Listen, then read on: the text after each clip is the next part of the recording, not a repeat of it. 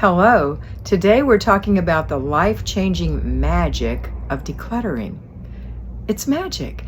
It's going to make you feel better. It's going to make your house look better. You're going to have a more peaceful life. Just decluttering, just by doing that little magic trick of 15 minutes 4 times a week. Or if you're payroll, 1 hour, 1 time a week of decluttering. Throw away, put away, give away. Only those things you love, need, and use are kept.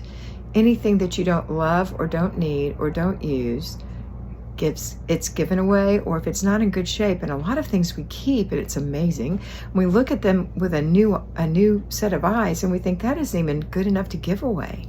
I'm gonna have to throw it away. But that is a magic trick. It's going to make you feel so much better. So today I want you to think of it as magic when you're working in your decluttering, when you're going through, throwing away, putting away, giving away. It's not sleight of hand, it's on purpose. Get it done and feel better. Like magic, but not really. Have a wonderful day.